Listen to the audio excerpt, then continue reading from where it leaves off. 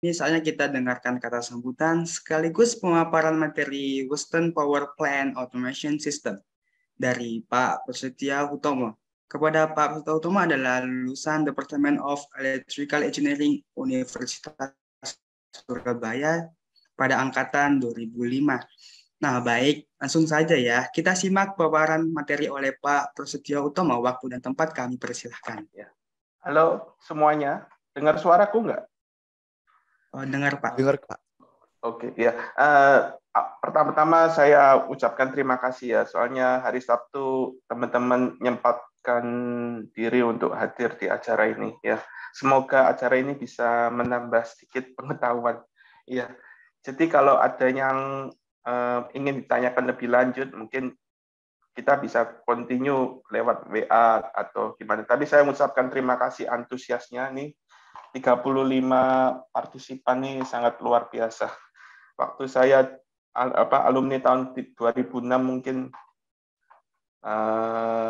cuma 10 orang ya. Tapi ini mungkin banyak angkatan ya, angkatan 2022, 2021 mungkin. Ya. Jadi saya mau santai aja, terus saya mau share screen saya sharing screen ya ini. Oke,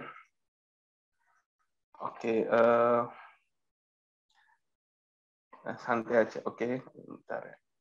Saya pindahkan. Oke. Ya, ini judulnya adalah Waste Power Plant Automation System ya. Ini motonya company kita, Waste is our energy, engineering is our business, and sustainable solution are our mission. Ya, ini permintaan dari salah satu dosen, jadi saya diminta untuk menampilkan foto di sini. Ya, jadi ini kontennya, jadi introduction, waste management challenge, future of waste management, process flow, electrical system, INC, and question and answer. Untuk pertama-tama saya akan lebih fokus ke process flow ya, karena kalau kita belajar electrical system atau INC tanpa mengetahui proses flow itu sangat sulit karena kita harus tahu apa yang kita buat dari mana ke mana, dari bahan sampah ke listrik. Nanti kita lanjut ke electrical system dan INC. Ya, ini introduction dari saya. Ini gambar saya waktu saya masih ada rambut ya. Ya, ini lama, ini mungkin juara 2 KRSI. Ini sama Pak Hendy ya, mungkin masih kurus. Saya tahun 2006 masuk Ubaya sampai sekarang sampai tahun 2010. Sekarang saya sempat kerja di Jakarta di Astra Daihatsu Motor. Lalu saya kerja di perusahaan Jepang, Hitachi Sosei Corporation, Osaka, Jepang. Lalu sampai 2019 saya dapat promosi jadi senior electrical engineer, tetap di perusahaan yang sama. Lalu tahun 2020 saya dikirim ke Suri untuk diperbantukan untuk proyek Dubai, karena ini seperti anak perusahaan di Switzerland. Nah, lalu untuk proyek sendiri saya sudah proyek di lapangan di commissioning engineer di Qatar, lalu di United Kingdom di Inggris, dan sekarang saya di Dubai. Jadi commissioning engineer itu apa sih? Ya. Nanti kita akan jelaskan. Ini kita highlight dulu ya, commissioning engineer. Nah, jadi saya kan kerja di Hitachi Sosei Corporation. Nah, kita harus tahu apa itu strata dari company. Jadi company itu ada banyak levelnya ya. Hitachi Sosei Corporation tempat saya kerja itu dinamakan EPC company. Jadi EPC company itu engineering, procurement, dan construction. Nah, EPC company ini dia berhubungan langsung dengan klien kliennya itu bisa berhubungan dengan municipality atau government. Jadi mostly berhubungan dengan tender ya. Nah, ketika kita berhubungan dengan tender, tentu kita ada namanya basic engineering ya. Basic engineering itu meliputi, contohnya adalah RNC structure ini adalah seperti beton, concrete beton ya. Lalu ada steel structure also. Lalu ada MEP. Nanti saya jelaskan detail engineering. MEP itu adalah mechanical, electrical, and plumbing. Jadi mechanical seperti motor, ya. Lalu electrical itu seperti panel dan kabel. Lalu plumbing itu pipa ya.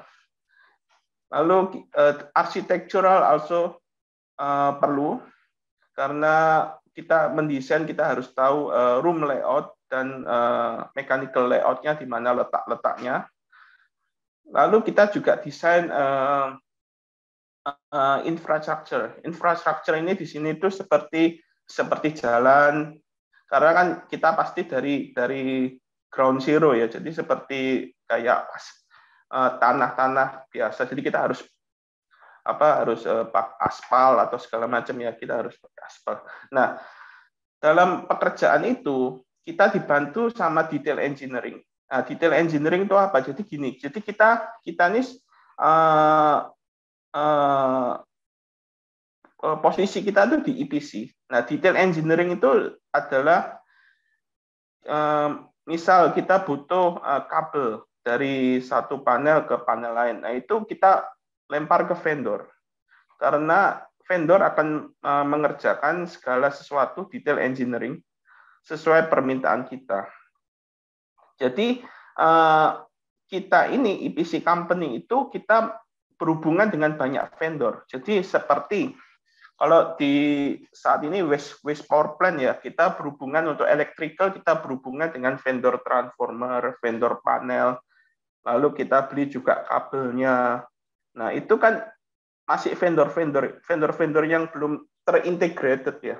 Nah, itu tugas kita, EPC company akan minta tolong dengan detail engineering untuk mengintegrated segala desain. Nah, tugas kita adalah guideline. Jadi agar sesuai dengan apa yang kita minta dan sesuai dengan apa yang klien minta. Nah, itu masih fasenya engineering ya. Jadi kita mengerjakannya di office. Office itu artinya di tab ngerjakannya di working office ya. Nah, kalau sudah selesai, maka kita akan melakukan procurement. Nah, procurement ini juga ke vendor-vendor. Jadi yang detail engineering itu sifatnya adalah jasa untuk mendesain plan sesuai dengan kemauan kita. Nah, procurement ini kita sesuaikan dengan di mana kita dapat project-nya. Misalnya saya dapat project di Dubai, maka mostly kita procurement kita akan cari ke tempat-tempat yang dekat dengan Dubai. Jadi seperti Abu Dhabi atau Turki atau Dubai pun kalau ada kita akan pakai Dubai karena lebih dekat, lebih gampang untuk transportasi. Nah, setelah procurement, otomatis kita harus logistik, kita harus kirim barang itu ke tempat di mana adanya project itu. Nah, adanya project itu adalah dikirim, lalu kita construction juga kita akan pakai vendor. Jadi vendor itu tidak harus dalam bentuk barang, tapi juga dalam bentuk jasa dan tenaga. Jadi kita akan instruct tenaga kerja untuk mengerjakan plan sesuai dengan apa yang kita minta. Nah, tapi kan yang kita kerjakan itu kan masih ibaratnya kan masih tidak ada power ya, tidak ada listrik. Nah, jadi kita harus cek apakah yang dikerjakan oleh vendor itu sesuai dengan keinginan kita. Jadi kalau vendornya ngawur gitu, hubungin kabelnya ngawur kan bisa bahaya juga. Nah, tugas kita mulai dari sebagai EPC company, kita mulai masuk ke pre-commissioning. Jadi kita akan mengecek hubungan kabel seperti quality assurance ya. Kita ngecek hubungan kabel, lalu kabelnya sudah torquing belum, lalu kalau bagian saya tuh earthing cable gimana, seperti itu. Nah, setelah pre-commissioning itu kan ibaratnya kita ngecek apakah panel itu siap di energize, siap diberi listrik. Nah, ketika siap, kita akan melakukan energization. Jadi itu seperti memberikan listrik ke panel. Setelah kita memberikan listrik ke panel, akhirnya kita akan running plan itu. Kita akan run and trial sampai mungkin 1 minggu, 2 minggu, 1 bulan, akhirnya kita akan serahkan ke klien. Klien kita adalah municipality. Nah, kita juga mendapatkan komen dari owner engineer ini. Jadi dia akan lebih detail daripada klien, memberikan masukan-masukan atau kritik atau yang harus kita tutup, yang harus kita selesaikan. Jadi kita seringkali kita mendapatkan masukan dari owner engineer dan kita melakukan modifikasi atau perbaikan di lapangan, seperti itu. Jadi seperti itu ya, ini gambaran besarnya. Kalau ya, lalu yang berikutnya adalah ini adalah challenge-nya. Challenge-nya itu apa? Challenge-nya kenapa kita harus sekarang kan slide saya kan waste management. Kenapa kita harus memanage sampah-sampah itu ya? Jadi kita tuh banyak challenge. Challenge-nya itu ya salah satunya adalah tanah ya, tanah yang semakin berkurang. Tanah yang semakin berkurang. Lalu ini juga ada environmental impact. Jadi seperti adanya gas metana atau memberikan adanya hama atau tidak higienis gitu. Itu akan menyebabkan penyakit. Nah, oleh karena itu kita harus segera mengolah sampah ini menjadi sesuatu yang lain, bentuk yang lain, agar untuk melindungi manusia, melindungi air tanah itu agar tidak tercemar dan melindungi manusia dari penyakit, seperti itu. Nah, tapi di balik itu kita juga di samping itu kita juga butuh energi gitu. Energinya itu sekarang kita punya sampah. Kenapa sampah itu bisa dibakar untuk menghasilkan listrik? Nah, di situ adalah background atau latar belakang kenapa kita ingin membuat EFW, dan kita butuh tanah yang subur. Jadi kalau kalau tanah itu diberikan sampah, itu tanahnya jadi tidak subur dan shortage of resource ya. Ini seperti sekarang ini kan pemerintah kan lagi kalau di Eropa itu lagi nge-ban batu bara, karena batu bara itu menghasilkan polusi udara. Selain itu minyak juga harganya semakin mahal, sehingga kita perlu alternatif lain. Ya. Lalu juga warisannya apa? Warisannya atau masalah umumnya adalah global warming. Jadi ada gas metan yang dihasilkan, itu akan membuat greenhouse gas. Nah, itu akan mengganggu, akan membuat efek rumah kaca. Dan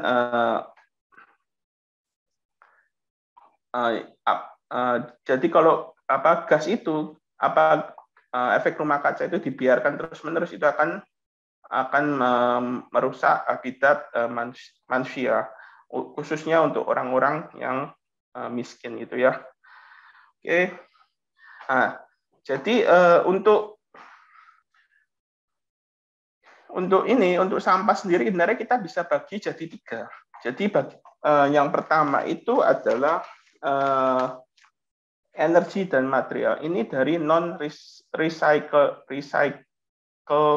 waste. Lalu kita juga bisa dibuat bio waste. Nah, kalau bio waste ini adalah dari sampah-sampah organik. Sedangkan kalau dari ini thermal power plant ini lebih baik dari non-recycle waste.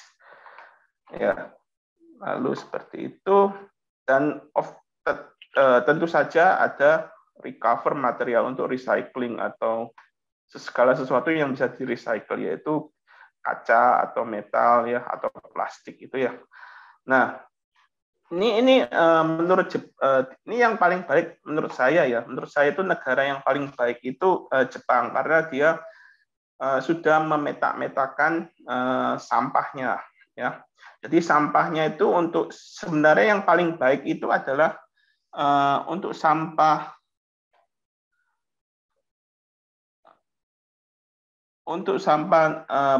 burnable garbage. Nah, the burnable garbage ini dia kalau di Jepang masih digabung food waste, lalu ada fabric itu kain atau sepatu ya, atau paper gitu ya, lalu plastik juga, tapi ini small plastik ya, lalu ada kayak tea bag, ada rokok dan sebagainya. Karena di Jepang masih belum ada pemisahan antara organik dan anorganik, sehingga food waste dengan paper dia masih gabung. Tapi ini burnable garbage itu yang paling bagus untuk dimasukkan untuk jadi tenaga listrik. Nah, ini adalah salah satu proyek kita.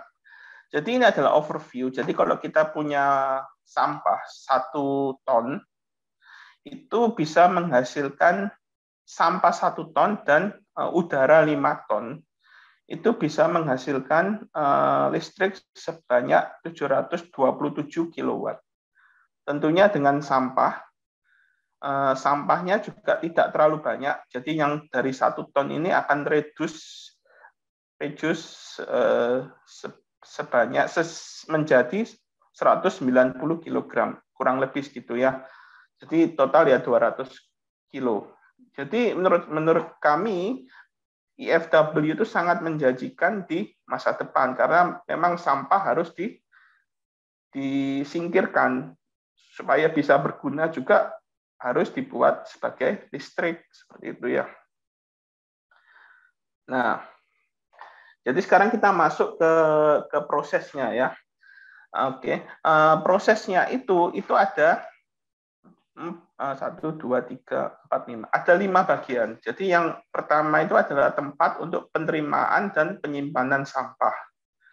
Lalu yang kedua yang warna biru ini, purple ini untuk combustion and boiler. Combustion itu pembakaran.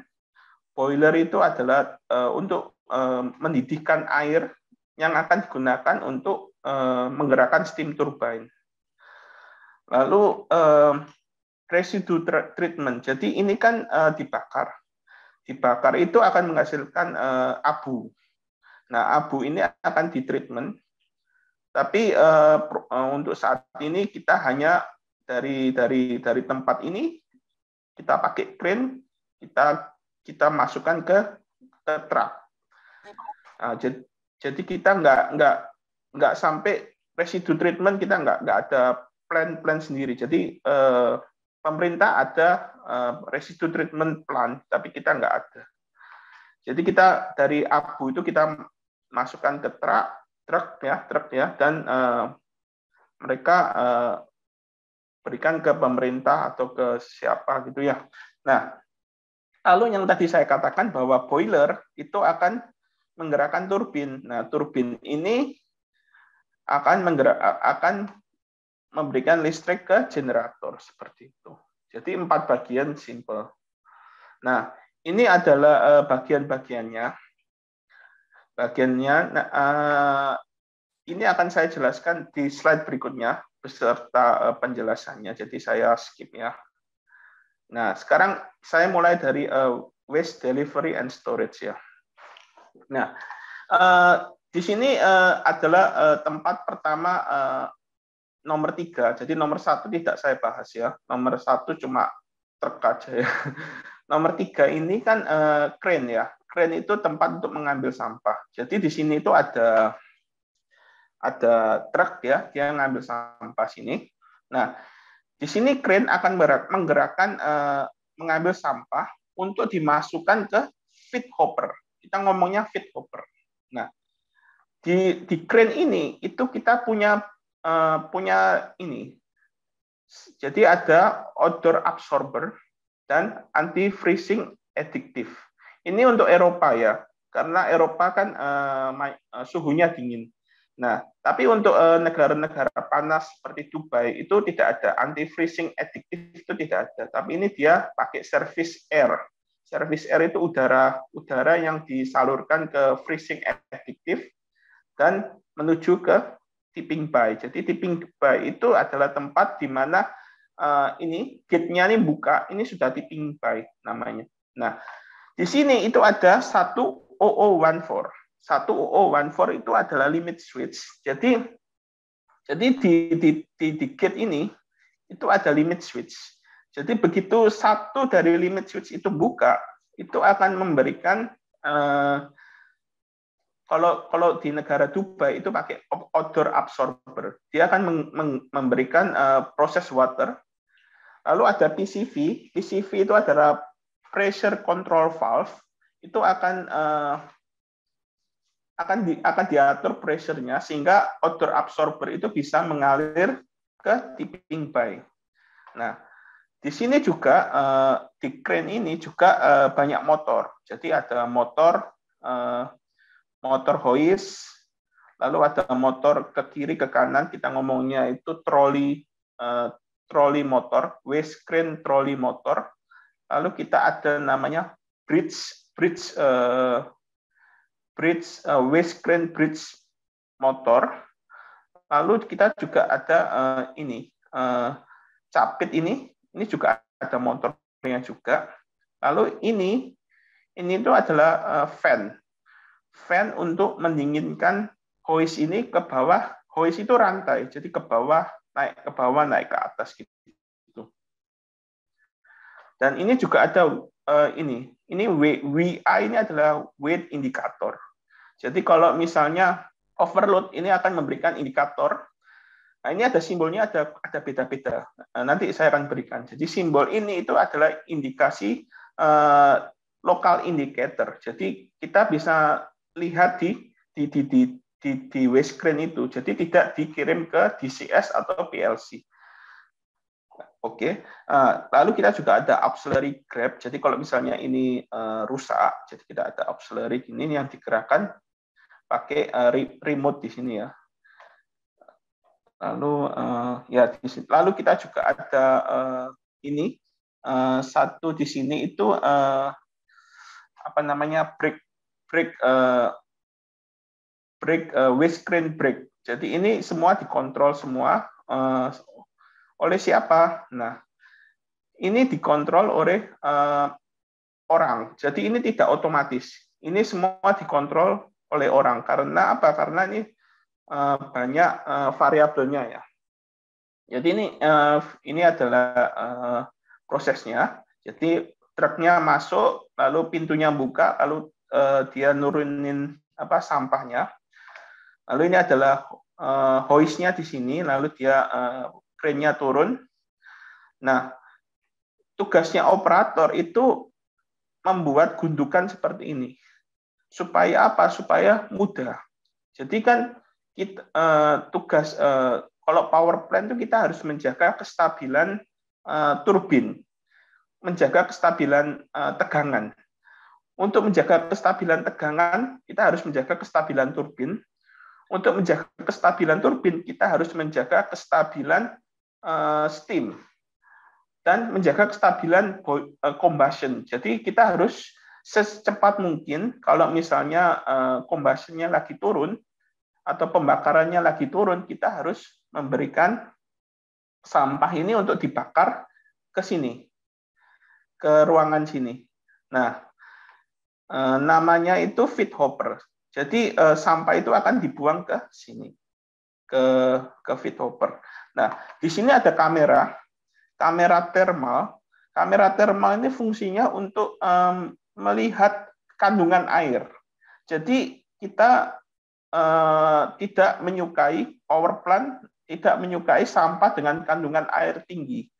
Jadi ketika ada kandungan air tinggi, kita mencoba untuk mix sampah ini dengan sampah yang dry itu dengan bantuan kamera. Jadi ada kamera di control room seperti itu. Lalu setelah ini kan waste screen ya, lalu masuk sini, ini masuk nomor 4 ini. Nomor 4 ini adalah feed hopper. Nah, feed hopper ini jadi feed hopper ini masuk ke sini, lalu ada namanya tuh flap gate. Dia akan membuka, lalu sampah akan masuk turun ke sini. Nah, lalu di sini itu ada namanya limit switch. Jadi ada limit switch high dan limit switch low. Jadi ini ada deteksi LSH ini adalah limit switch high and limit switch low ya. Lalu di sini ada GSL. Ini adalah karena dia menggunakan hidrolik di sini. Jadi hidrolik ini akan menggerakkan flap gate namanya. Dia akan menggerakkan, mendorong, lalu sampai level tertentu dia akan mengirimkan signal ke DCS. Hydraulic low and hydraulic high. Jadi itu kayak level kayak maksimum and minimum ya. Nah, di sini juga dia memakai hydraulic oil. Jadi dia pakai 4/3 solenoid valve. Jadi dia tuh ketika kita memberikan oli, kita masukkan oli dari butterfly valve ke sini. Nah, di sini itu dia bisa memilih. Di sini ada controller di sini. Kamu mau maju atau mundur. Jadi di sini, ini garis ini akan memberikan signal.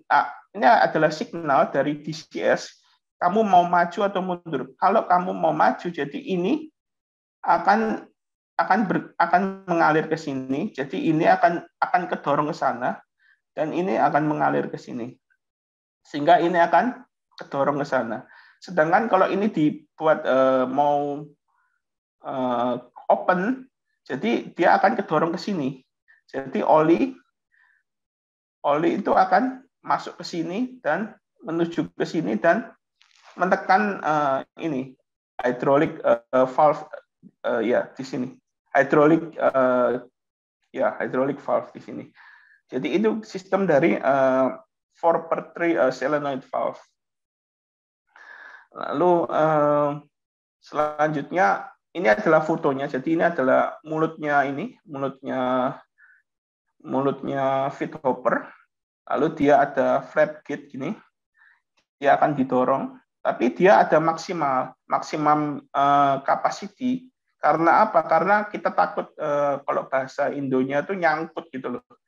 Jadi kalau kita buka sampah maksimal nanti nggak bisa nutup lagi. Jadi kita maksimalnya di sini cuma sampai di sini. Nah, makanya di sini ada limit switch di sini ya untuk mengetahui maksimum opening flap gate ya. Seperti itu. Nah, ini sekarang ram feeder. Nah, ram feeder ini adalah kalau dari sini flap gate sudah masuk, lalu dia akan didorong. Jadi dari jalur yang kecil ini kan masuk ke bawah. Ini akan didorong masuk ke dalam. Nah, untuk didorong masuk ke dalam itu kita juga menggunakan hydraulic oil ya. Jadi konsepnya sama, kita akan dorong sini. Kita akan dorong. Jadi ini adalah sampah feed hopper dari sini kita akan dorong ke masuk ke dalam di sini. Ya. Bentar. Nah, di sini kita ada namanya itu pressure. Jadi di sini ada pressure transmitter. Jadi kita akan tetap melihat pressure dari oli itu apakah masih tetap pada tekanan yang sama. Lalu ada PI itu pressure indicator. Jadi kita akan melihat indikatornya di side, bukan di DCS atau di ruang komputer atau ruang kontrol ya. Nah, di sini GC ini adalah local operating panel. Jadi ada ibarat di sini bisa dari pusat kontrol, dari SCADA, atau bisa dari orang-orang yang ada di lapangan untuk mendorong sampah ini agar masuk ke dalam grid ini. Jadi ada sistem manualnya, ada sistem otomatiknya. Seperti itu. Nah, jadi animasinya seperti ini. Jadi sampah ini kan masuk ke bawah, lalu didorong ke kiri ya, lalu sampahnya akan jatuh ke bawah gitu. Nah, ini adalah bentuk dari hydraulic ram feedernya. Dia akan dorong. Nah, di sini yang bisa kita lihat, mungkin saya perbesar dulu ya. Mungkin nggak kelihatan ya signalnya. Oke. Ya, di sini adalah signal dari ram feeder ya. Nah, di sini kita lihat bahwa nomor 2, ketika kita ada namanya itu pressure limit. Jadi ketika sampah yang kita dorong itu sangat berat. Jadi kita ada threshold pressure limit di sini. Ketika sampah yang kita dorong itu sangat berat, maka otomatis stroke atau ram feeder itu akan melakukan 2 kali pendorongan seperti ini. Nah, itu dari mana?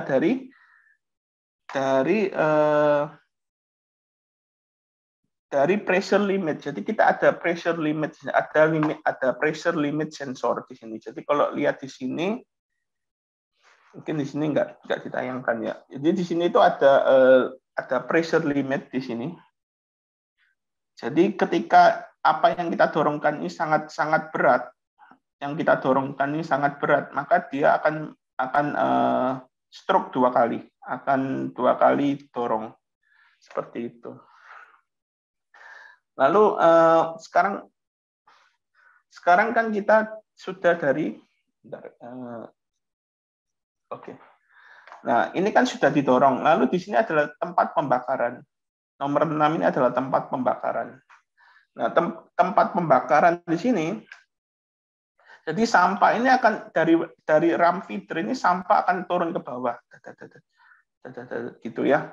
Nah, di sini yang bisa kita lihat itu adalah pertama dari warna biru. Nah, warna biru ini adalah udara atau air. Ibaratnya kita ngasih udara ke namanya tuh grid. Jadi itu kalau kita lihat ini, jadi ini ada lubang-lubang kecil di sini. Itu kita akan ngasih udara dari ini. Kita punya namanya tuh kayak ibaratnya tuh kita punya itu kayak fan atau ya fan itu akan memberikan udara sehingga terjadi pembakaran di grid ini, di grid ini, sehingga terjadi combustion di sini. Nah, lalu yang ini yang warna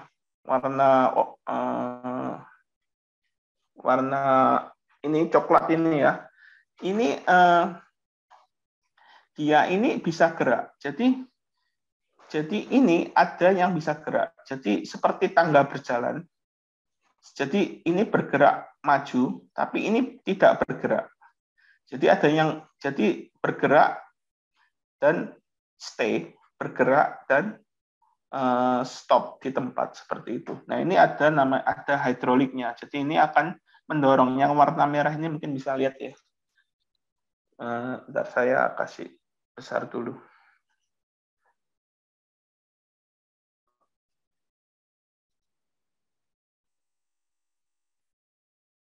Nah, ini yang warna merah ini akan mendorong, warna nomor 1 ini mendorong maju. Jadi sampah ini akan turun ke bawah. Akan didorong maju sehingga sampah ini akan jatuh ke bawah sini.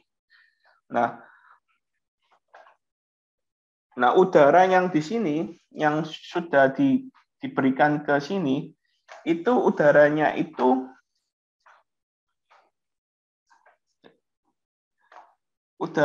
ada apa untuk pembakaran. Jadi udaranya itu sudah ada tipikal udara panas, ada udara dingin. Nah, udara panas itu akan disalurkan menuju ke lubang ini sehingga terjadi pembakaran. Ya, beserta dengan adanya O2 seperti itu.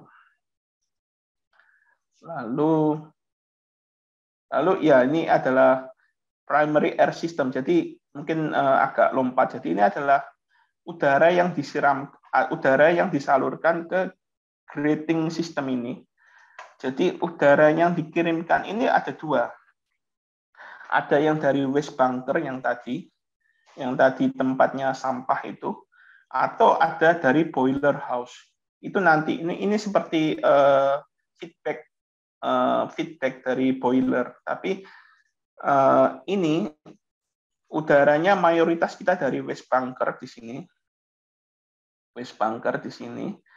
Udara yang tadi udara dari waste bunker itu akan disedot pakai namanya ini primary air vent. Disedot ke sini. Lalu di sini ada seperti apa? Namanya itu air preheater. Jadi seperti kayak vessel kedap udara. Jadi udaranya akan mengalir dari sini ke sini. Tapi di sini dialirkan dari boiler. Jadi kita ada dari boiler. Itu suhu panas dari boiler itu akan disalurkan ke sini. Ini seperti heat exchanger. Jadi ini ada yang panas disalurkan ke sini. Lalu sama juga dengan MP steam, medium pressure steam also disalurkan dari sini ke sini. Ini semua ada hitungannya. Jadi ini proses departemen yang menghitung bagaimana supaya ini udara ini menjadi panas dari boiler, dari steam dari boiler ini. Jadi ini konsepnya seperti kalau di mobil itu seperti radiator gitu. Nah, setelah udara ini melalui ini vessel ini, dia akan menjadi panas. Tentunya ada TI itu temperature transmitter ya. Jadi kita akan ngecek temperatur di sini. Lalu kita akan kirimkan ke lubang-lubang tadi itu. Lubang-lubang lubang-lubang ini akan dapat angin dari sini. Great leading removal. Jadi dia akan dikirimkan ke sini seperti itu. Nah, ini mungkin penjelasannya juga mungkin. Jadi di sini kalau di heat exchanger, jadi kita punya high pressure di sini. Di sini namanya saturated steam ya, medium pressure. Kita akan dikirimkan ke sini nanti, dan temperaturnya kalau kita lihat ya, temperaturnya kalau dari medium pressure itu makin atas itu makin panas, sedangkan makin bawah itu makin dingin, seperti itu. Nah, sama halnya tapi beda dengan low pressure steam karena dia masuknya dari bawah gini, maka dia ini di bawah ini makin panas, jadi saling melengkapi. Kalau di medium pressure steam dia di atas ini makin panas, tapi kalau low pressure steam dia di bawah ini makin panas. Jadi yang biru ini itu low pressure steam, yang merah ini adalah medium pressure steam. Jadi dia saling melengkapi, panas dan dingin seperti itu. Jadi sehingga dia akan mencapai titik keseimbangan antara ini panas, ini dingin, ini agak dingin dari medium pressure, ini akan jadi panas dari low pressure juga, low pressure steam. Seperti itu. Lalu Ya, ini gampangannya ya, gampangannya. Jadi gampangannya itu kayak gini. Jadi ada sama seperti tadi. Jadi dari waste bunker dia akan ditarik pakai pompa, yaitu primary air vent, lalu dipakai air heater vessel, lalu akan disebarkan ke grade zone. Jadi ke lubang-lubang tadi itu. Di lubang-lubang tadi itu akan disemprotkan angin yang ada kandungan O2-nya seperti itu. Nah, ini adalah persentase idealnya. Jadi persentase idealnya itu di sini itu, jadi yang disemprotkan ini ada persentasenya, berapa persen. Nah, idealnya ketika sampah turun dari atas, idealnya pembakaran itu ada di tengah. Yaitu 30% angin itu akan disemprotkan ke sini, ke tengah, ke zone 3. Sedangkan untuk yang zone 6 itu mungkin hanya 10%. Tapi ini kan fluktuatif ya, makanya kita punya namanya CCS, Combustion Control System. Itu nanti yang kita bahas, bagaimana supaya zone 6 ini ketika sampah sudah sampai ke zone 6, dia sudah jadi abu. Jadi tidak berbentuk sampah, masih berbentuk material lagi. Jadi sudah jadi abu di zone 6 ini. Itu yang kita akan bahas hari ini. Seperti itu.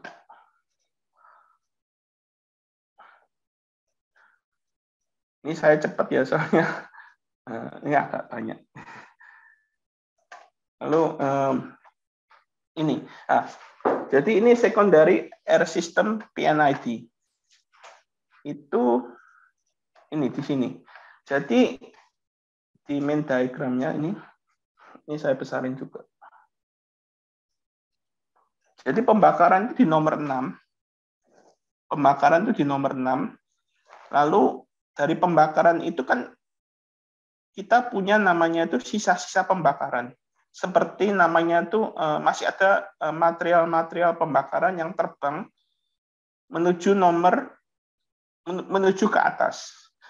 Nah, ketika menuju ke atas, jadi nomor 6 ini kan grade. Lalu kan sampah kan ke bawah, lalu jadi abu. Abunya itu ke nomor 24 ini. Nomor bottom as extractor. Lalu dia punya, lalu sudah jadi namanya itu flue gas. Nah, flue gasnya itu masih membawa material. Nah, supaya bisa terbakar sempurna, kita ada namanya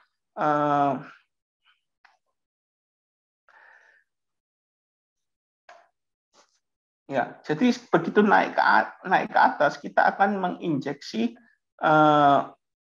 nozzle, dari nozzle kita akan menginjeksi udara lagi. Jadi uap panas itu akan diinjeksi dengan udara lagi, sehingga yang awalnya panas ini akan terbakar sempurna. Sehingga begitu sampai ke atas, dia akan benar-benar jadi gas, bukan gas yang masih membawa material. Seperti itu. Oke. Nah, lalu ini ya. Nah, jadi kan apa kita nonton video dulu ya. Jadi saya istirahat dulu. Kita nonton video mengenai proses ini agar teman-teman lebih ngerti lagi ya. Jadi saya setel video, mungkin teman-teman masih ngawang-ngawang ya. Jadi saya setel video agar teman-teman bisa mengerti apa yang tadi saya sharingkan. Nah, ini coba ini dulu ya. Dengar suaranya enggak ya? Worldwide, countries are moving away from landfills towards a future-oriented circular economy. The most efficient solution for sustainable waste management is waste-to-energy. Separated municipal solid waste, or RDF, from sorting plants is delivered to the site and stored in a bunker. A crane thoroughly mixes and feeds the waste into the hopper. From there it is pushed onto the grate by a ram feeder. A 24/7 control system ensures stable and efficient staged combustion and optimized burn-off loss on the grate. The waste is moved onto the reciprocating grate, temperatures over 850 degrees. Jadi ini adalah pembakaran grating. Lalu ini adalah nozzle yang tadi saya bilang yang masih ada sisa-sisa partikel. These 2 seconds allow complete burning of the waste, which leads into low carbon values. Once combustion is complete, the inert ash that remains falls into the bottom ash extractor. The principal components are slags and ashes, consisting mostly of non-combustible waste constituents, such as glass, minerals, or scrap metals. From here it can be taken to a treatment facility for metal recovery and reuse of the inert material for road construction. The gases released from the waste are mixed with secondary air and the recirculated flue gases above the grate. The flue gases from the combustion are cleaned to the strictest standards in the downstream flue gas treatment system and are continuously monitored before being released into the atmosphere via the stack. The thermal energy in the flue gases is used to produce superheated steam, which is expanded in a turbine generator to generate electricity. Alternatively, the heat can be used for process steam supply, or also combined with the heat from flue gas condensation for district heating purposes. Part of the electricity generated supplies the plant, while the rest is fed into the grid as baseload energy to support grid stability.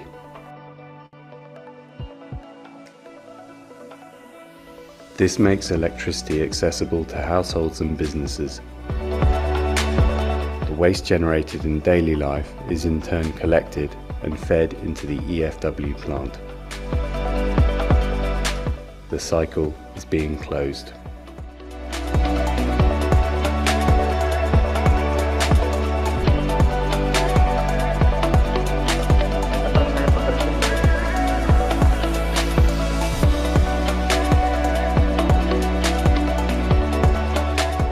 Lanjut lagi materinya.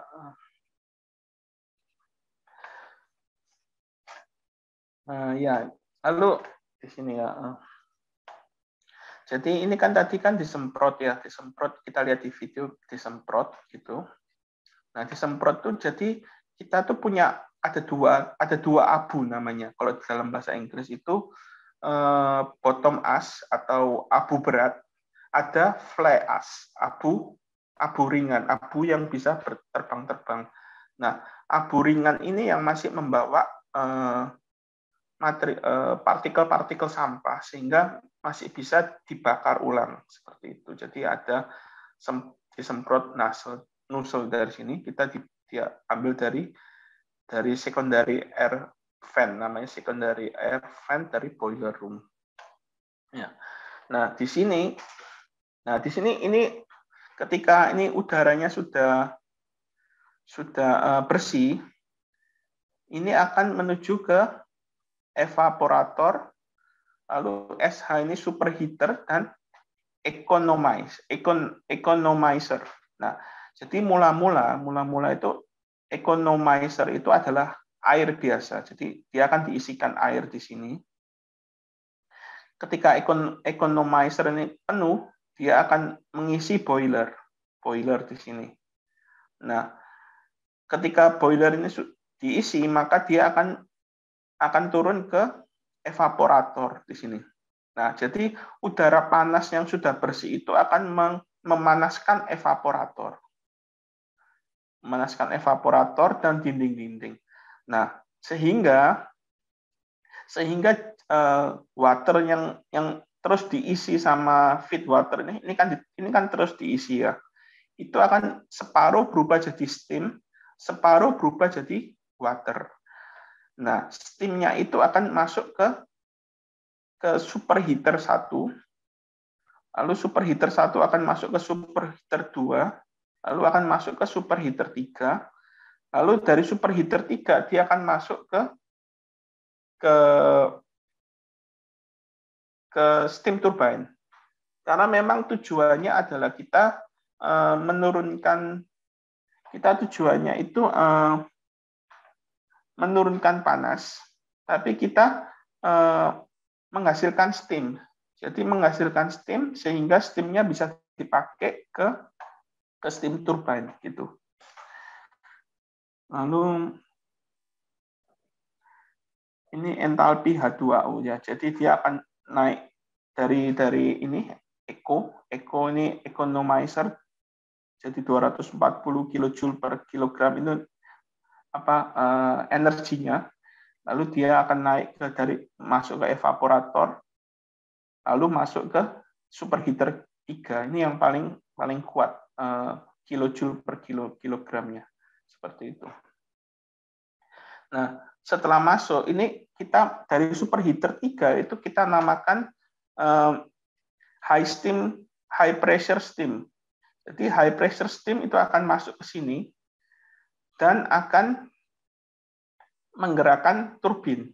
Nah, turbin yang digerakkan itu dari sini ke porosnya.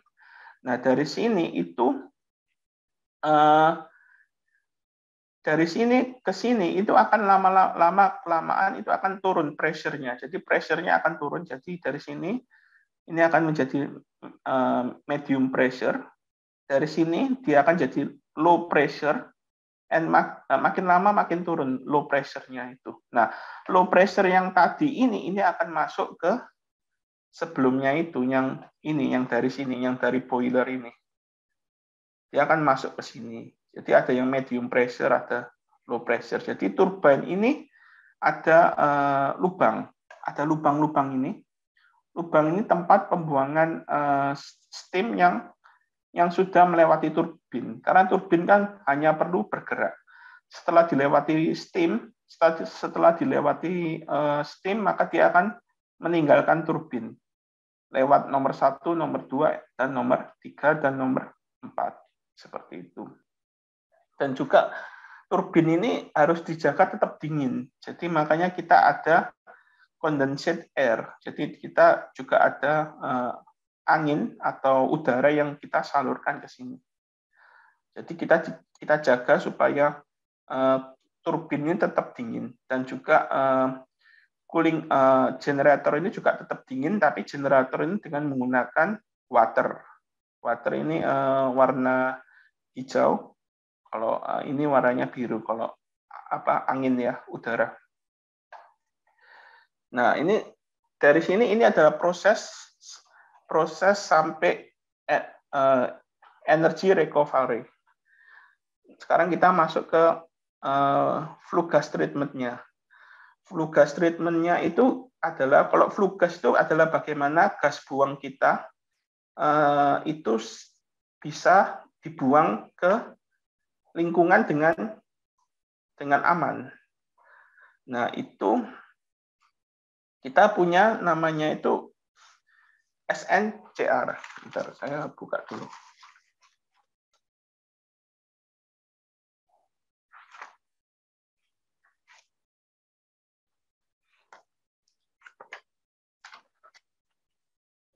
Bentar ya. Saya buka dulu.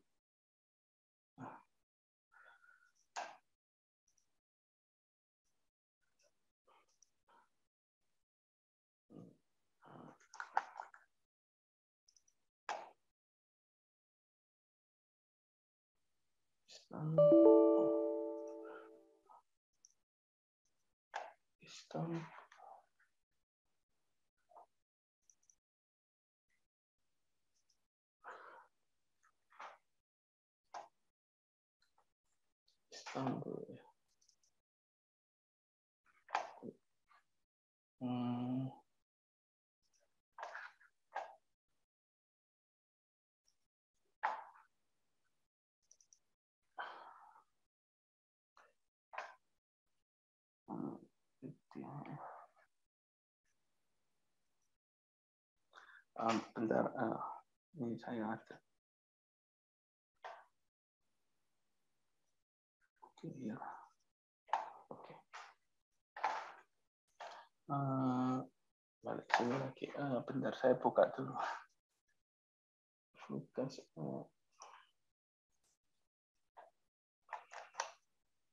NGR.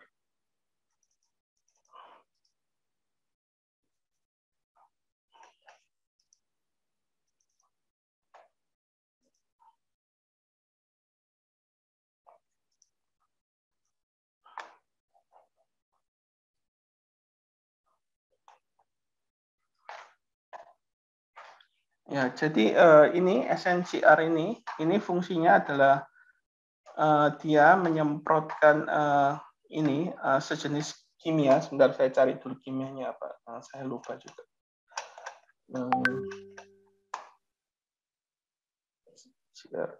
Sejenis katalik ya. Ini ya, oke. Jadi ini SNCR-nya adalah selective non-catalytic reduction. Jadi dia akan kita mencegah adanya namanya gas NH3 ini. Nah, caranya gimana? Caranya kita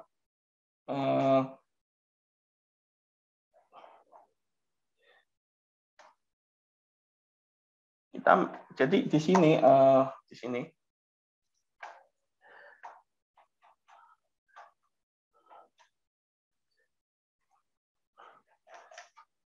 reduction of NO using selective. Jadi kita menghindari adanya gas NO, nitrogen oxidase. Nah, nitrogen oxidase ini kita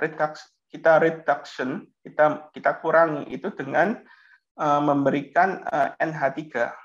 Jadi kita mencampurkan nitrogen dengan amonia sehingga terjadi reaksi di sini, yaitu NH3 ditambah 3O2 itu akan menghasilkan 4NO plus 6H2O. Tapi ini kurang bagus karena apa? Karena kita sangat menghindari NO, gas NO. Nah, yang bagus itu adalah yang warna biru. Yang warna biru di sini itu adalah karena dari pembakaran dia membentuk gas NO. Nah, kita semprotkan amoniak.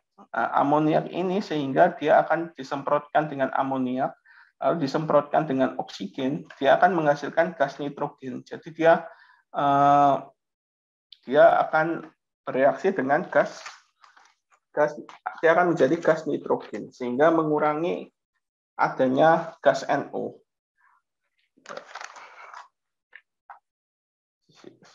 Nah, habis itu kalsium hidroksida. Lalu tapi penyemprotan di sini itu tidaklah sempurna. Jadi tetap ada namanya itu gas NO itu tetap ada. Kita cuma bisa mereduction di sini. Jadi ini adalah nozzle. Nozzle ini yang akan digunakan untuk menyemprotkan gas amoniak ke flue gas ini. Ke flue gas setelah hasil dari boiler, hasil dari superheater ini. Jadi dia akan disemprotkan di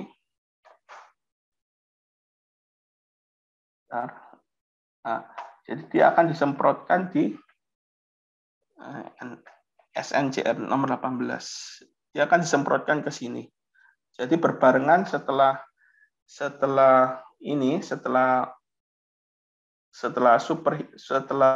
secondary air system, dia ada nozzle juga disemprotkan di sini udara. Lalu setelah itu dia disemprotkan amoniak di sini. Jadi untuk mengurangi gas NO sehingga gas NO akan menghasilkan gas nitrogen dan akan menghasilkan air seperti itu. Jadi kita ingin menghindari gas NO seperti itu. Nah, Lalu setelah kita menghindari gas NO, kita juga mau menghindari ini. Jadi kita punya namanya itu silo. Silo ini kita punya PAC dan PSH. Nah, PAC ini adalah aktif karbon. Jadi aktif karbon ini digunakan, ini akan bereaksi dengan nitrogen. Setelah bereaksi dengan nitrogen, dia akan, ini adalah silonya, bereaksi dengan nitrogen, dia akan disemprotkan ke reaktor seperti itu. Nah, itu tujuannya dari gas PAC ini dia akan mengabsorb organik polutan. Jadi karbon itu akan mengabsorb mungkin masih ada organik makhluk bakteri yang belum habis terbakar. Jadi ini adalah untuk mengurangi racun di gas emisi. Lalu juga kita semprotkan CaOH. Jadi CaOH ini adalah kalsium hidroksida. Ini disemprotkan ke flue gas ini untuk mengurangi kadar asam. Jadi untuk mengurangi kadar asam di dalam reaktor sehingga tidak mengakibatkan korosi di pipa-pipa atau di vessel ya, atau di pipa-pipa ya. Jadi kita mengurangi kadar asam seperti itu. Jadi di sini kalau kita lihat di instrumentasinya, jadi di sini itu kita punya namanya itu jadi di sini tuh modelnya itu kayak manual. Jadi di sini itu akan dioperasikan manual seperti ini. Lalu akan dimasukkan ke dalam vessel. Mungkin saya akan buka PID saya, flue gas.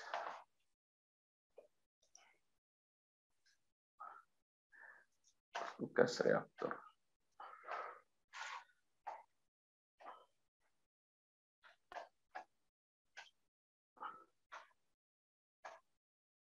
Silo.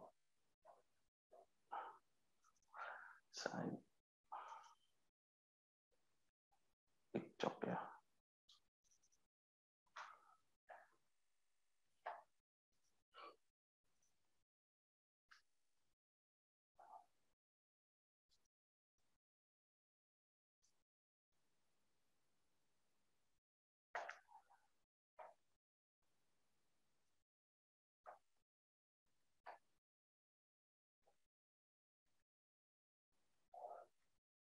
Jadi tipikal silonya seperti ini. Jadi kita di sini kita punya level switch di sini untuk mengatur berapa ke level dari silo di sini. Lalu dari sini kita akan kirimkan ke reaktor di sini. Mungkin itu aja. Lalu misalnya. Lalu kita juga adanya setelah kita semprotkan ini PAC aktif karbon dengan kalsium hidroksida di sini. Lalu kita juga ada namanya itu SEMS. SEMS ini gunanya untuk mengecek kandungan yang ada di flue gas ini. Jadi SEMS ini akan bentuknya seperti gini.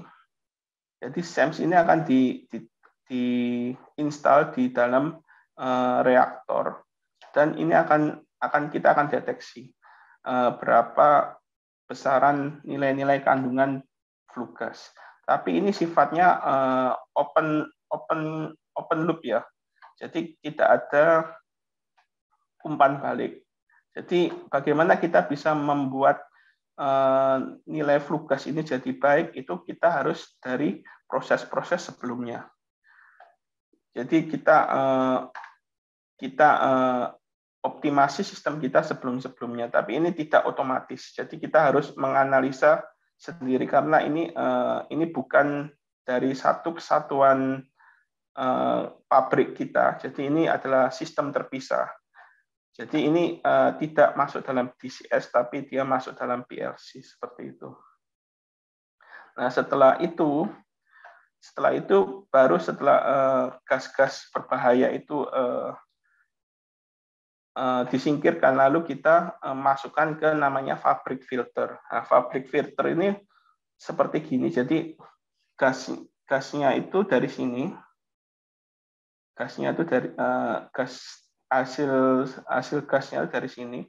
Lalu dia akan menembus ini seperti orang bilang itu namanya itu PPS cream. Jadi dia tuh terdiri dari filter bag. Lalu ada lagi kalsium hidroksida.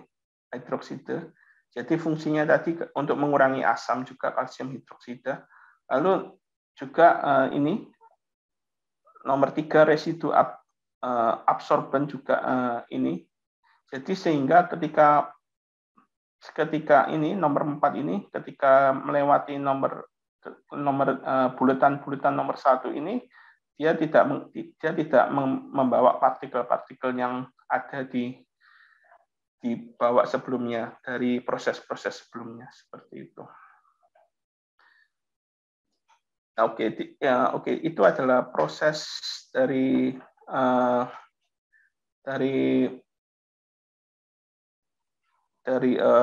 EFW. Mungkin saya setel video dulu kalau itu. Mungkin saya ada video lagi. Panitia tolong minta waktunya ya jika kalau melebihi saya cut.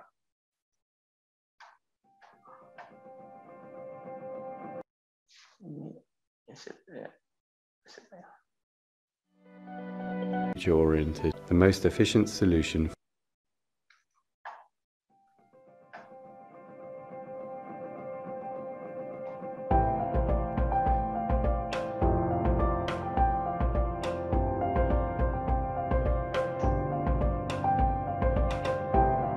Jadi ini adalah plan kita di Dubai. Jadi tiap hari dia membawa 5.000 ton sehingga bisa menghasilkan 232 megawatt hour per hari.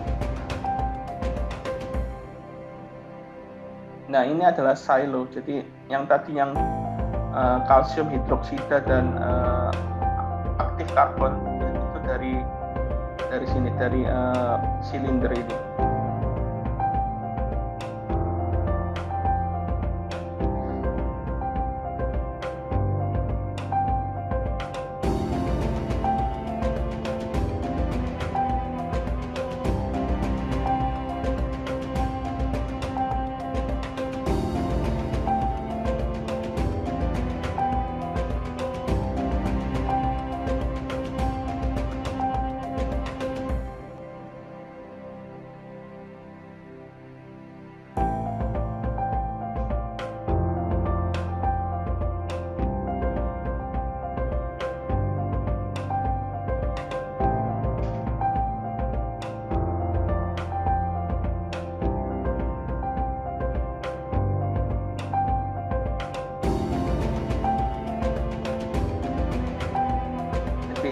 Air primary air-nya dari bawah untuk mendukung proses pembuatan.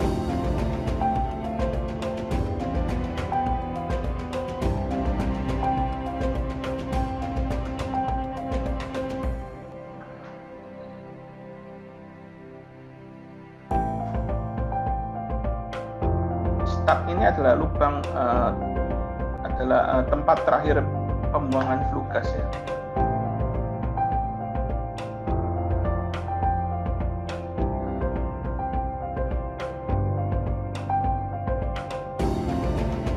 Cerobong asap.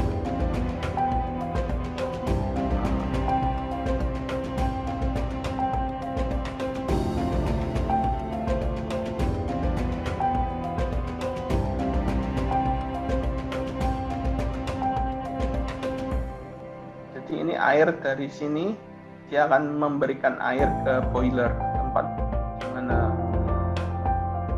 terjadinya steam.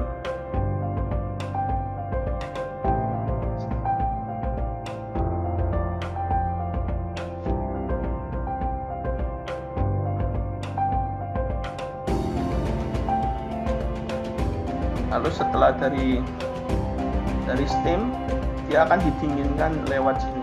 Di sini adalah kipas-kipas, namanya air cool condenser. Seperti kipas untuk mendinginkan hasil dari steam turbine, hasil dari untuk karena kan setelah steam turbine bergerak, lalu dia akan harus didinginkan. Itu didinginkan di kipas itu.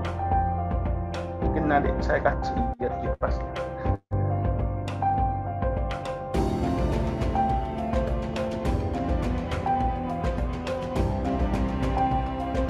Tempat pembuangan esnya, itu pembuangan debu.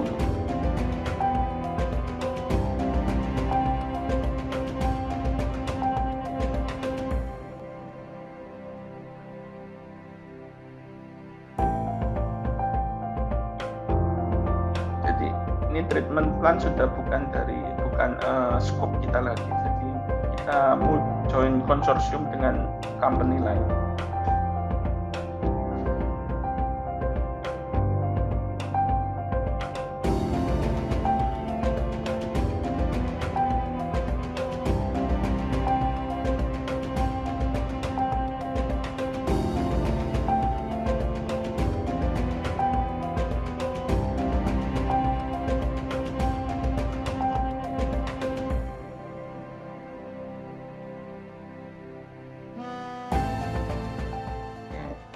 Panitia apa masih ada waktu atau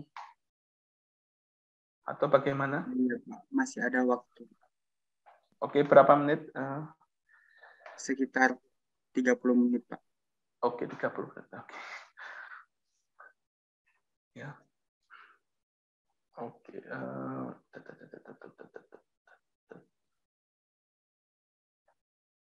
Oke, sekarang kita ke DCS architecture ya. DCS architecture kita bentar saya besarin dulu. Jadi kalau di plan itu kita menggunakan DCS. Jadi DCS itu distributed control system. Jadi beda dengan PLC. Kalau PLC itu satu function satu PLC. Sedangkan DCS ini untuk overall proses dia lebih menggunakan DCS seperti itu. Nah, jadi ini CCR itu Central Control Room, itu tempat di mana kita melihat proses itu di SCADA, itu di monitor besar, kita ngomongnya SCADA. Lalu CCR ini juga ada server room, jadi tempat di mana komunikasi antara di plant dengan di control room, dia mengkoordinir. Lalu untuk di Dubai kita itu ada technical block 1 dan technical block 2. Lalu dari technical block 1 ini kita ada proses, jadi ada proses CSP, combustion, lalu ada proses flue gas treatment seperti ini. Untuk line 11, line 12, line 23, line 24, dan line 25. Lalu dari sini kita ke Rio kabinet itu seperti kalau kita bilang remote input output kabinet. Nah ini detailnya. Bentar saya buka dulu mana ini? Mana ya. Jadi yang dinamakan CCR itu ini. Jadi tempat di mana kita bisa melihat control room. Di sini besar, ini adalah seperti TV gitu ya. Lalu ada operator station, jadi tempat PC gitu. Lalu dia diberikan emergency stop di sini. Jadi emergency stop itu berguna kalau terjadi adanya masalah di plan, kita harus tekan ini, maka semua aktivitas plan akan stop seperti itu. Ini juga komputer ya, komputer untuk operator. Lalu kita untuk waste screen juga kita punya sendiri komputer gitu ya. Mungkin operator station namanya kalau di sini. PC gitu ya. Nah, di sini kita hubungkan dengan server room. Jadi di sini kita pakai server di sini. Server ini kita pakai LAN cable biasa. Jadi satu LAN cable gitu. Lalu yang dari server ini kita ada komunikasi dari server ini kita ke masing-masing proses. Jadi seperti dari sini ke proses e-house. Dari sini kita kalau dari plan ya, dari plan requirement itu rata-rata mereka minta redundancy.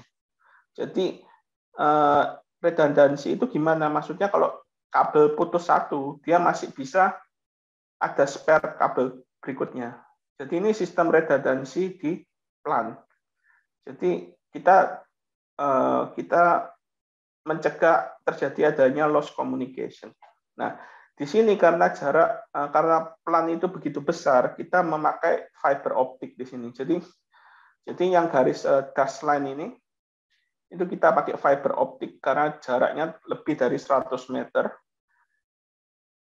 Dari sini kita ada switch ini yang berfungsi untuk mengatur redundancy. Jadi kalau misal satu lagi bermasalah, dia akan switch ke berikutnya. Lalu dari sini ke splice box E, dia masih menggunakan patch cord. Patch cord itu sejenis fiber optic tapi digunakan di dalam ruangan. Dari splice box E, kita akan menuju ke site.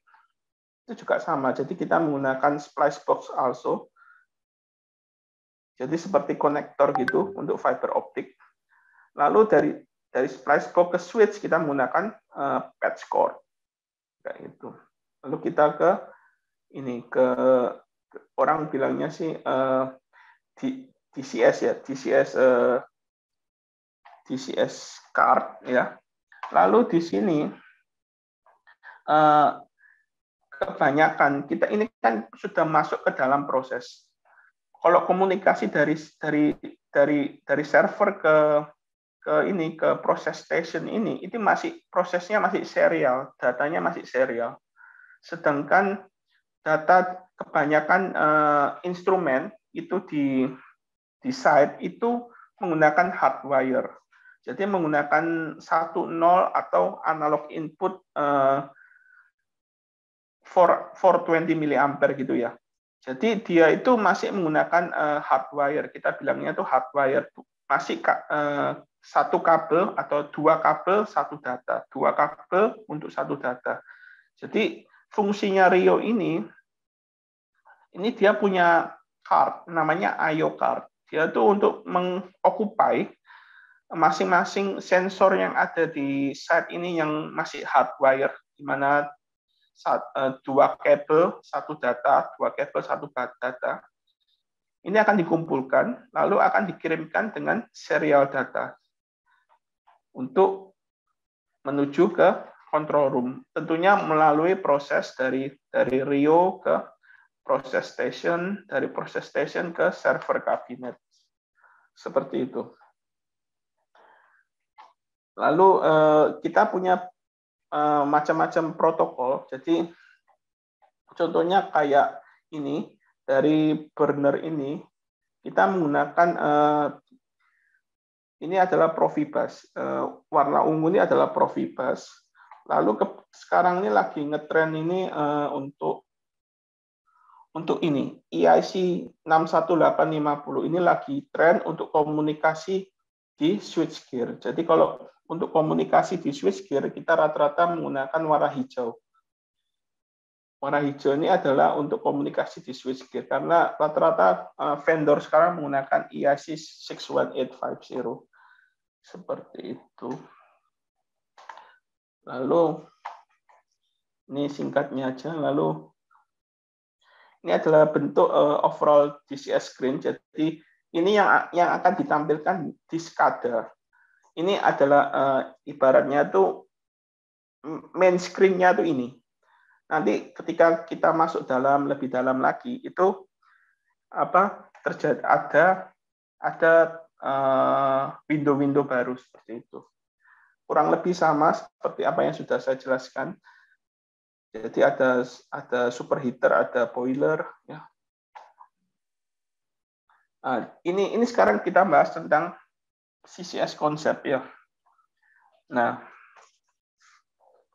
jadi CCS konsep itu adalah itu singkatan dari Combustion Control System. Ya.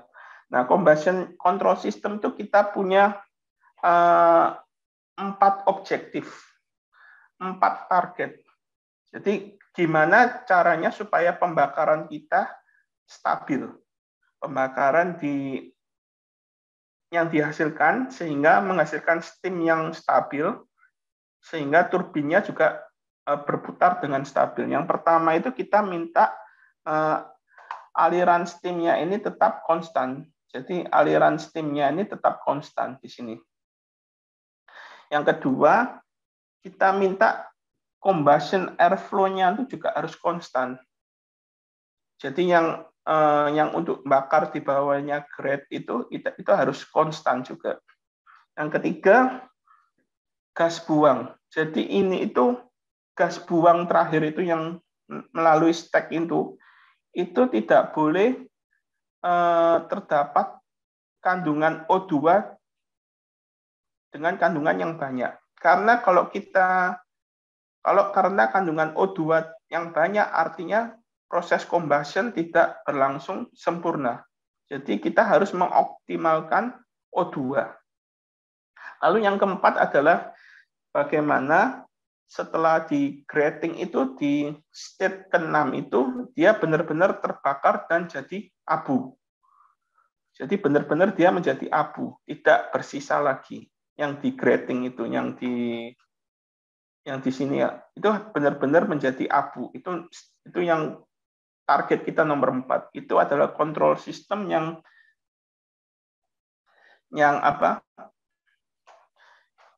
CCS yang kita buat gitu. Nah, caranya gimana? Caranya itu ada 3.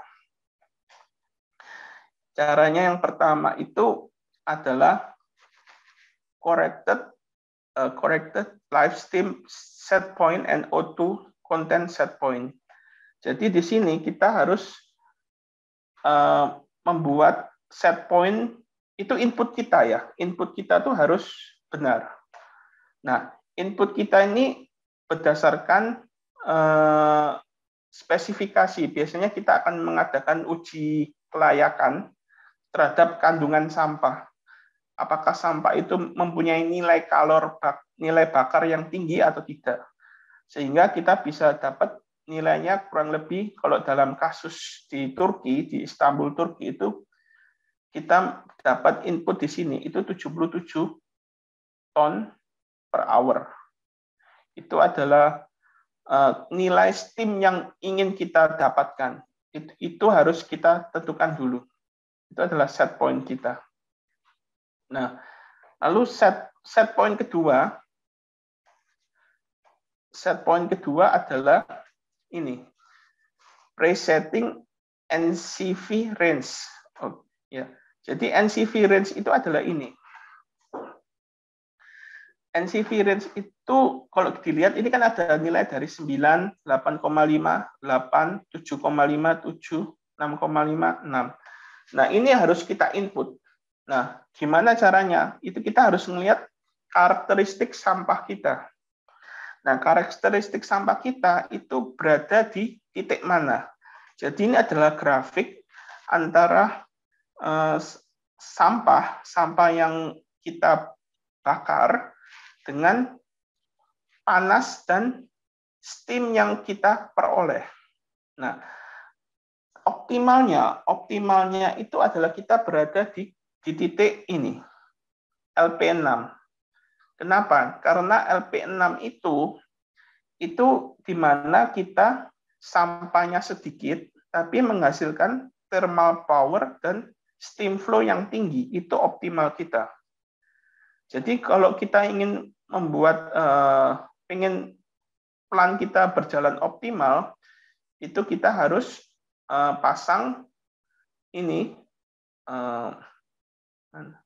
ini presetting NCV range ini harus berada di nilai 9. Karena apa? Karena ini 9,9.000 kilojoule per kilogram. Ini juga ini megajoule ya, megajoule per kilogram. Jadi ini 9 kilogram, 9 megajoule per kilogram. Tapi ini tentunya kita harus melihat juga apakah sampah kita mampu. Jadi melihat kualitas sampah kita, apakah dia sampahnya basah atau sampahnya banyak barang-barang yang tidak bisa dibakar, itu tentunya harus kita analisa terlebih dahulu. Seperti itu. Lalu setelah itu kita menentukan manual correction fire position. Nah, manual correction fire position itu di sini. Jadi ini mungkin nggak kelihatan ya. Ini.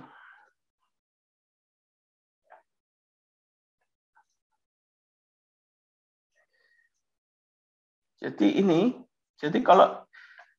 di sini nanti itu di grade ini akan terjadi pembakaran.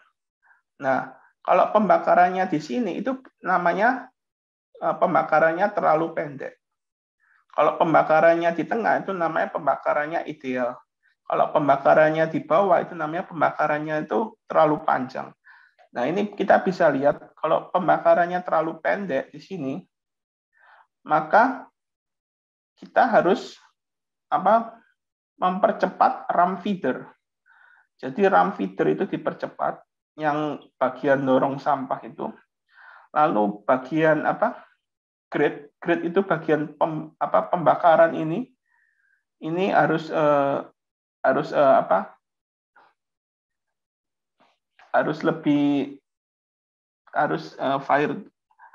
udara yang dihasilkan grade ini harus lebih, pembakarannya harus lebih maksimal. Grade delivery rate. Bentar. Ya. Jadi grade ini kan yang tadi saya katakan, grade ini kan bisa bergerak. Ini mana? Ini kan bagian grade ini kan dia bisa bergerak. Nah, dengan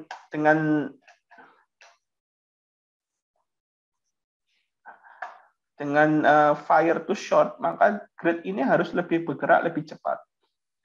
Yang bagian yang bergerak itu. Lalu primary air flow-nya juga harus lebih ditingkatkan seperti itu. Lalu primary air flow dari zone 6 ini harus diturunkan di sini. Kan di sini ada valve yang mengatur debit dari airflow kan ya, seperti itu. Jadi ini semua ditentukan. Nah, bagaimana caranya melihat ini fire position ini?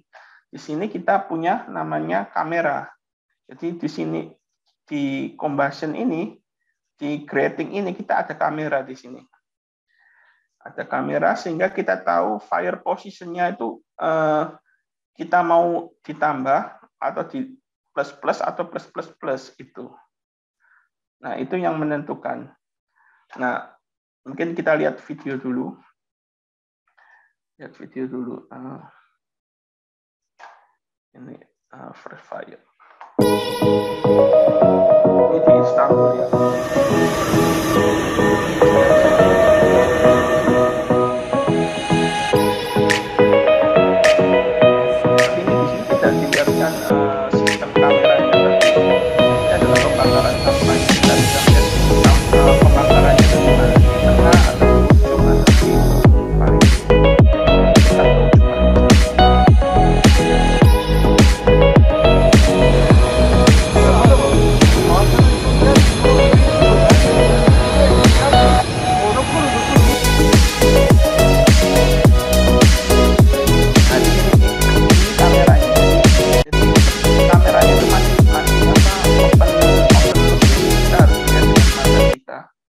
Di combustion itu ada kamera seperti ini. Ini akan melihat apinya tuh, apakah apinya itu ada di tengah-tengah, atau apinya terlalu pendek, atau apinya terlalu panjang. Itu akan ditentukan dari kamera sini. Kamera, combustion kamera namanya.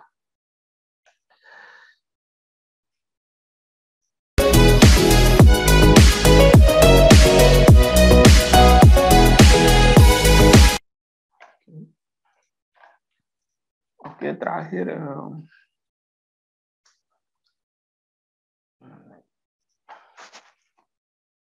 Ya, ini adalah DCS screen, jadi sama seperti ini. Jadi ini adalah CCS untuk DCS screen. Jadi kita setting NCV range. NCV range itu di sini kita bisa tentukan mau range berapa, mau 9, 9,1 atau 7,7. Itu bisa kita tentukan di sini.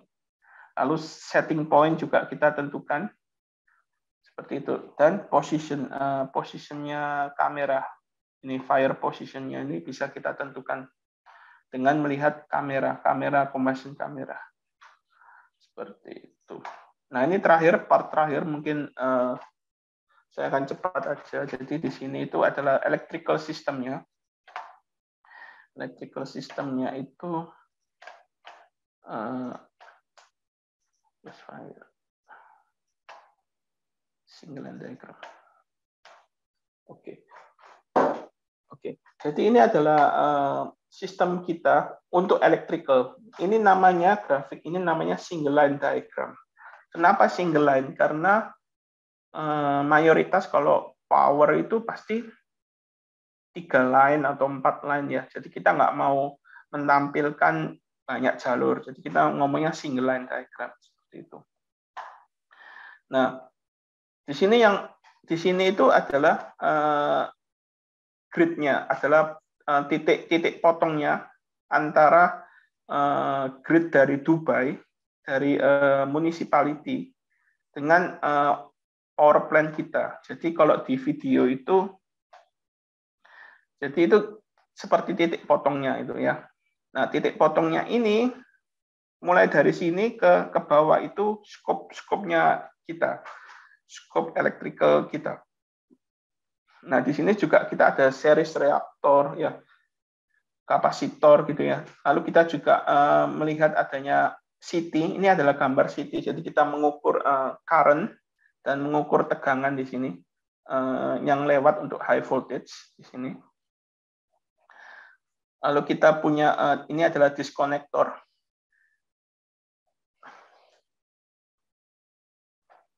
Oh, sorry. Ini adalah surge arrestor. Jadi kalau misalnya terjadi adanya petir, maka dia akan menuju ke sini dulu. Jadi ini pencegahan terhadap petir, lightning. Lalu dari sini kita akan ke transformer. Ini transformer GSUT. Jadi fungsinya itu dia menaikkan tegangan dari apa yang kita terima dari pemerintah. Jadi kita naikkan tegangan supaya mengurangi arus yang ada di sini, di steam turbine ini. Karena tegangannya makin tinggi, arusnya makin kecil. Nah, di sini ini adalah tempat di mana kita menggerakkan steam turbine. Jadi steam turbine-nya itu ada di tegangan, saya lupa, 18 kV. Sedangkan 18 kV, 132.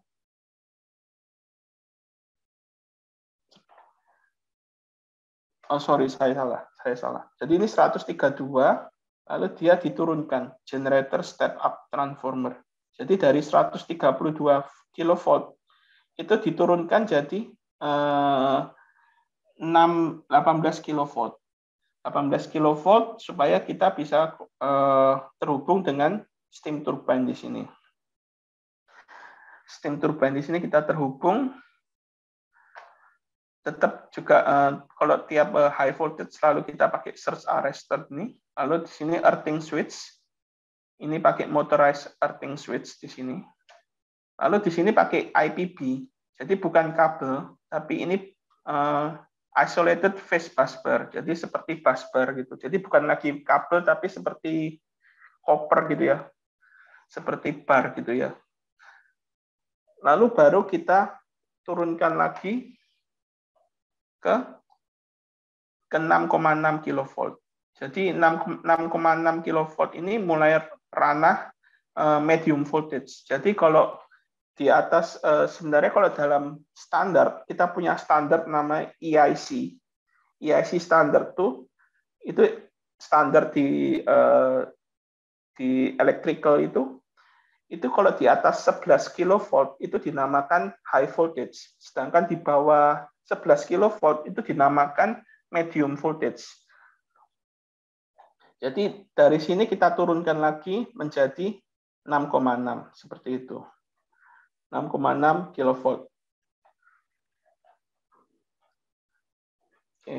Lalu di sini ada ganti ya dari delta ke star di sini.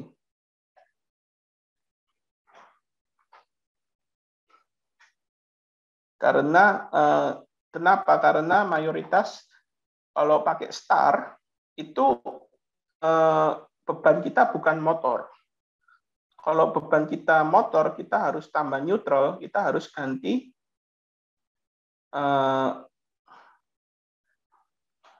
dengan ini, star ini ya.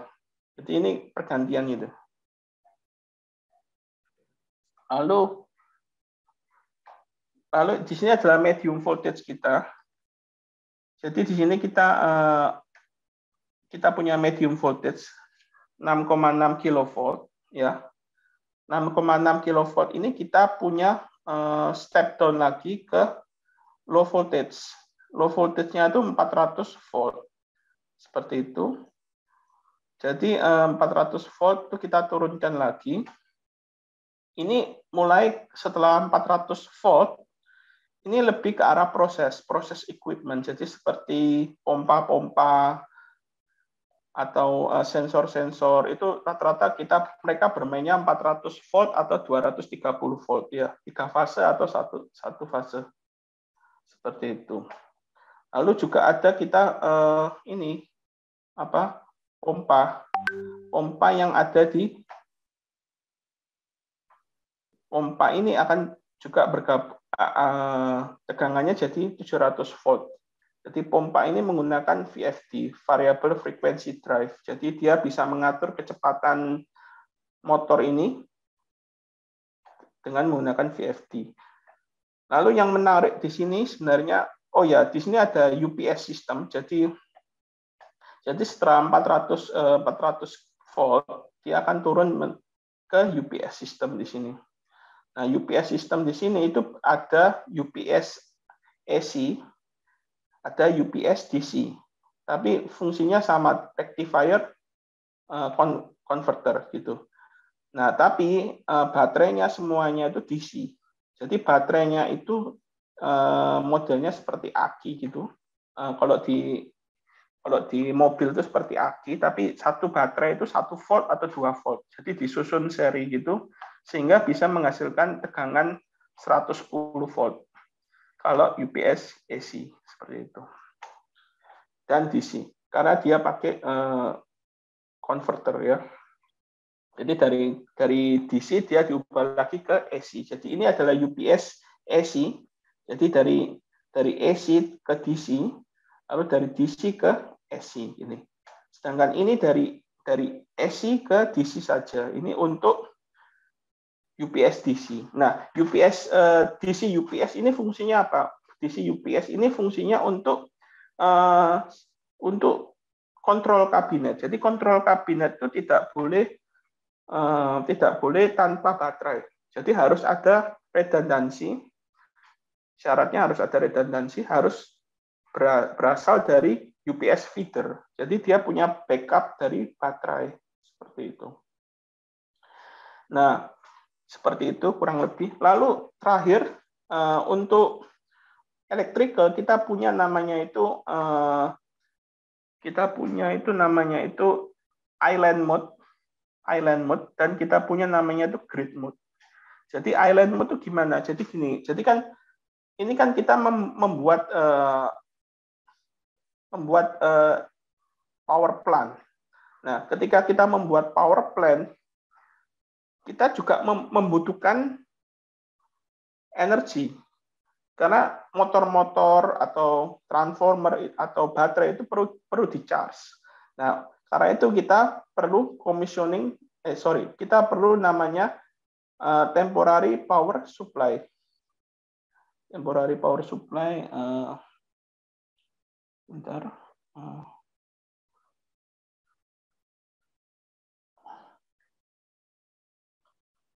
Jadi kita perlu kayak adanya umpan untuk pertama kali. Jadi kita perlu adanya temporary power supply sehingga proses-proses itu bisa berjalan. Nah, ini ya temporary power supply atau commissioning power supply.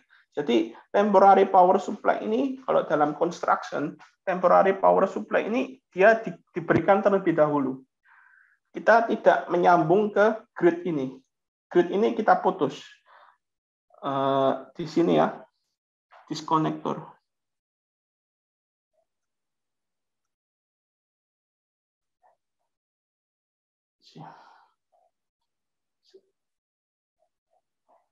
Di bagian sini kita putus. Nah, jadi kita tidak terhubung dengan Dubai Municipality atau grid. Kita menggunakan temporary power supply. Nah, temporary power supply itu untuk menghidupkan motor-motor sehingga proses itu bisa berjalan. Itu yang dinamakan island mode. Nah, setelah bisa berjalan, maka kita mulai backfeeding ke Dubai Municipality. Jadi kita energize dan kita supply ke grid. Nah, di situ baru kita konektornya kita ibaratnya kita close di situ. Saya rasa di sini. Jadi di sini adalah tempat di mana kita buka tutup connection, buka tutup konektor dari Dubai Municipality karena di sini juga tidak ada disconnector. Jadi di sini ini kita akan mainkan. Jadi kalau misalnya kita ingin nyambung ke grid, maka ini akan ditutup di sini. Ini akan ditutup sehingga power akan dari sini dari steam turbine ini akan menuju ke sini lalu ke atas. Jadi alirannya ke atas ya. Alirannya ke atas dan juga alirannya ke bawah. Jadi alirannya ke atas makanya dinamakan step up. Jadi alirannya ke atas, step up lalu menyambung ke Dubai Municipality seperti itu. Ya, saya rasa begitu aja dari saya. Mungkin kalau ada yang ditanyakan.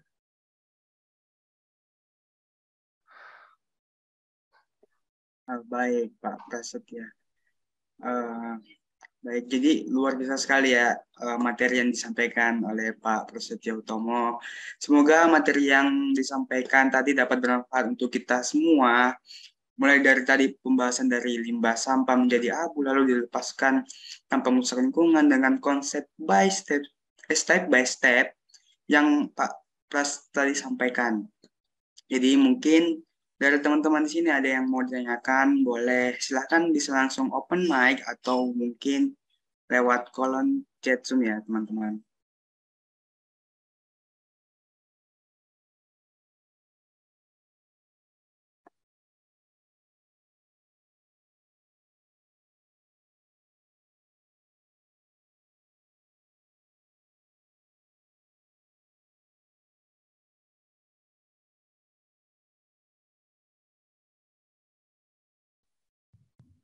Halo, selamat siang.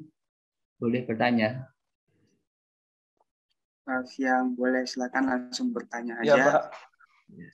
Selamat siang, Pras. Iya, Pak. Apa kabar? Baik. Enggak juga. Iya, Pras.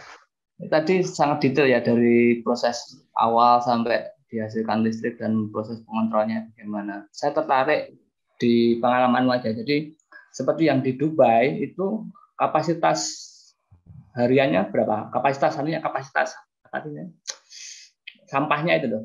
Dari plan yang kamu tangani itu untuk kapasitas sampah berapa ya per hari? Katanya saya ngecek itu 5.600 ton per hari. 5.600 ton. 600. Ya. Itu sampah sudah harus dipilah-pilah dulu ya. Artinya kalau misal sampah seperti yang ada di kita anggap aja di Surabaya yang pokoknya semua jadi satu itu nggak bisa langsung diproses. Nah, itu yang menentukan nilai kalornya ini, Mbak. Jadi kualitas sampah itu ditentukan dari kontennya. Jadi tiap negara itu beda. Jadi ada yang di negara tertentu nih, kalau saya lihat ini di sini, ini dia 1 ton dia menghasilkan 727 kilowatt. Nah, tapi kalau saya lihat di negara lain, mungkin di negara yang lebih maju atau sistem kelola sampahnya lebih baik, itu beda, Pak. Jadi artinya di sistem itu sudah nggak ada perlu pemisahan sampah gitu. Jadi langsung sampah dari truk itu langsung di gitu. Ya, nggak perlu tidak ada pemisahan sampah. Cuma kita melihat dari sistem kita pertama dari kandungan airnya. Jadi kita hanya bisa ngecek dari kandungan airnya, Pak. Jadi kalau kandungan airnya ini basah, jadi kita kurang suka, dan kita operator itu biasanya itu dia akan pilah-pilah gitu. Jadi ini termasuk apa istilahnya? Saya pernah baca kan ada sistem yang namanya landfill power plant sama gasifikasi power plant. Ini termasuk yang mana? Atau ada teknik yang lain, yang model yang dikembangkan? Landfill sama gasifikasi something I forgot. Iya, mungkin ini apa? Saya sih dengarnya sih landfill, Pak. Jadi dia di sini lack of landfill capacity. Jadi dia saya nggak tahu apa benar apa yang saya sampaikan atau tidak, tapi memang ini kita tujuannya untuk mengurangi. Jadi TPA itu kita langsung di TPA itu kita buat power plant. Sama seperti sekarang ini kita tender di Bandung, Pak, di Lekok Nangka. Itu juga di Lekok Nangka itu dia buat TPA Lekok Nangka di Bandung. Itu kita akan bangun power plant di sebelahnya TPA itu, Pak. Ini lagi mungkin menurut saya sih landfill itu ya, Pak ya, tapi saya kurang paham sih, Pak. Terakhir, jadi seperti yang dibangun di Dubai ini, kira-kira butuh berapa tahun untuk kembali modal? Ya. Tahu enggak? Jadi bentar saya. Jadi memang gini, Pak, prosesnya memang nggak mudah, Pak. Jadi memang dari engineering mungkin saya ada presentasi. Memang rata-rata sih 5-6 tahun, Pak. Jadi mungkin bukan ini. Rata-rata sih memang tidak bisa 1 tahun, tidak bisa, Pak. Jadi ada proses tendering, studi kelayakan, lalu proses engineering, desain, lalu setelah engineering desain kita procure, lalu kita ini Pak, tetap ada profit ya, walaupun ada ya.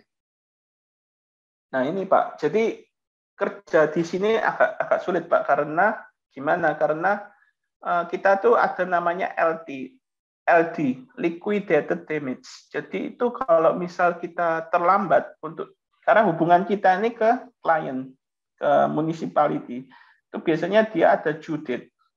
Nah, kalau due date-nya itu terlambat, kita harus bayar denda dari ke government. Nah, ini juga banyak kendala, Pak, apalagi masalah corona ini juga ada impact-nya juga. Jadi vendor delivery-nya juga, lalu kekurangan manpower juga seperti itu. Jadi memang ini Kalau yang di Dubai ini saya cek ini katanya largest EFW di dunia, Pak. Jadi kita 5.600 ton per hari ya kita bakar. Jadi memang nggak mudah, Pak. Jadi mulai dari pengadaan alat transportasi, lalu installation, dan juga ini kan joint konsorsium, Pak. Joint konsorsium itu artinya perusahaan saya itu hanya menangani mechanical, electrical aja, dan plumbing, MEP. Sedangkan sipil bangunan sipil ini dikerjakan oleh perusahaan lain. Okay. Kalau sipilnya nggak selesai, kita nggak bisa masukin alat-alat kita. Itu juga masalah. Jadi memang banyak masalah, Pak. Yang memang sulit dan juga kesulitannya di perusahaan saya ini, ketika engineering, lalu kita procure, di sini kita hanya beli. Setelah beli kita memberikan spesifikasi, lalu vendor akan membuat panel sesuai dengan keinginan kita. Nah, tapi kadang-kadang itu apa yang mereka buat itu tidak sesuai dengan apa keinginan kita. Itu yang pertama. Yang kedua, juga ada peran dari owner engineer. Jadi owner engineer ini konsultan yang dipercaya oleh klien. Dia akan memberikan namanya itu punch list. Punch list itu akan diberikan setelah barangnya itu datang, construction, dia akan memberikan punch list. Nah, itu juga semacam open point yang harus dibenahi segera gitu loh, Pak. Seperti harus ada standar EIC, standar ANSI, kayak gitu. Seperti color coding, cable color coding, seperti itu. Jadi banyak standar ya. Oke, thank you, Pras. Sehat selalu, guys. Ya, terima kasih. Baik, terima kasih Pak Agung. Baik, jika mungkin ada lagi yang bertanya, boleh langsung open mic atau mungkin juga boleh melalui chat Zoom ya. Terima kasih.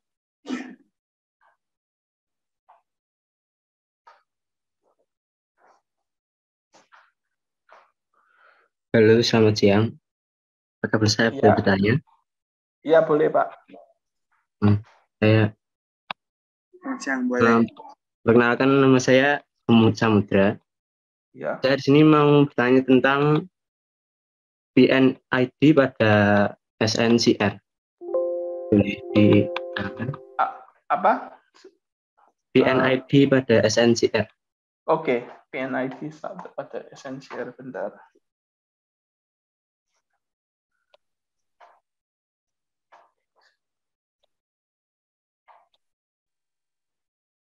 Ya, di sini ya. Nah, itu. Ya. Pada level 3 sama level 1 ini yang atas valve-nya sama ya. Kenapa yang dua berbeda? Saya mau tanya pada ini kan sama. Apa karena dia temuan pada kompres air sama amonia water? Mungkin yang saya tahu ya, jadi dia itu untuk yang level 2, dia seperti yang kamu katakan, jadi level 2 itu dia campuran terhadap angin dan amonia. Dia akan campur ke sini. Sedangkan untuk level 1 dan level 3 dia full cuma angin.